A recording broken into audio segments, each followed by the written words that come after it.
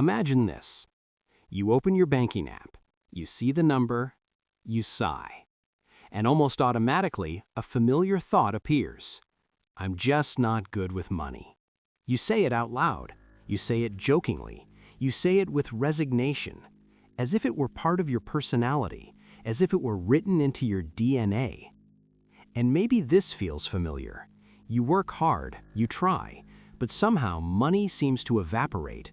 One month you're okay, the next, stress again. And then you reinforce the story. I'm just not built for this. Today, I want us to pause right here, because that simple, casual sentence, I'm bad with money, is one of the most expensive mental traps you can fall into. Not only financially, but emotionally, psychologically, identity-wise, future-wise. And in this video, we'll uncover something crucial. You don't have a money problem. You have a story about yourself and money. And when you change the story, everything else begins to change with it. Stay with me, because after this video, you may never say, I'm bad with money, the same way again. The invisible pain, when a sentence defines your destiny. Saying, I'm bad with money, seems harmless. But in reality, it's like tattooing a label on your forehead. Your brain hears what you say, believes it, and behaves accordingly. It's like saying, I'm not athletic, then wondering why you never exercise. Or, I'm not creative, then never trying to write, draw, or build anything. When you say, I'm bad with money, your mind quietly responds, okay, then we won't learn. We won't pay attention. We won't change habits. And so the prophecy fulfills itself. Not because it was true, but because it went unquestioned. Reframe. This isn't about ability, it's about identity. Here comes the first big revelation. You were not born bad with money. You learned to see yourself that way. And anything learned can be relearned. Psychology calls this a self-assigned identity. Your brain builds an image of who you are from past experiences, family comments, early failures, and social comparison. And once that identity installs itself, your behaviors align with it. If you believe you're bad with money, you tend to Let's simplify this. Your brain's primary job isn't saving money, it's saving mental energy. Building new habits takes effort, attention, discipline, but following an established identity? Automatic, cheap, comfortable. If your identity says, I don't handle money well, your brain replies, great, then we won't invest energy in learning. It's like having an internal GPS. If the destination is set to scarcity, every road you take ends there. And this is reinforced by something called confirmation bias. You search for evidence that your belief is true. You forget moments you handled money well. You remember every mistake, every impulsive purchase, every debt. And your mind says, see, I was right. It wasn't lack of ability, it was a mental filter. The origin, where this belief begins. This story rarely starts with you. It usually begins in childhood. Phrases like, money never lasts. We're not the kind of people who have money. Rich people are selfish. Don't spend, we don't know what tomorrow brings. Or simply growing up surrounded by money stress. Your child brain took notes. Money is dangerous. Money causes conflict. Money isn't for us. Years later, you run the same script.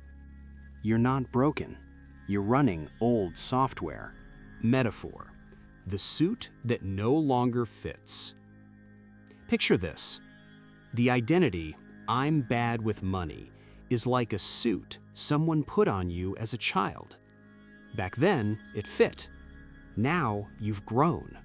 But you're still wearing the same suit. It's tight, restrictive, you can't move freely, and yet you think, this is just who I am. No, it's just old mental clothing, and you're allowed to change it. Tool 1. Notice the automatic phrase. For the next week, simply observe when you think or say, "I'm bad with money. This always happens to me. I'll never get out of this." Don't fix it yet, just notice it. Like a curious scientist. Awareness is the first crack in the wall. Tool 2. Change identity, not just habits. Instead of forcing yourself to control spending, try this.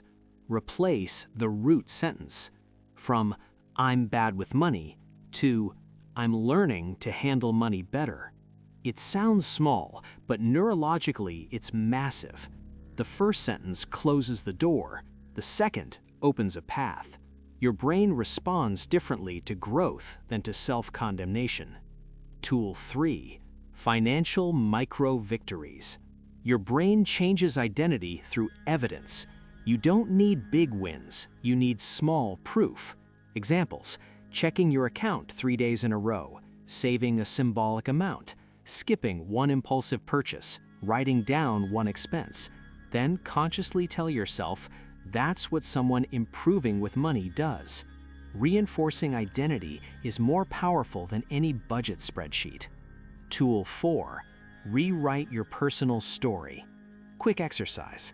Write, "Before, I believed I was bad with money because..."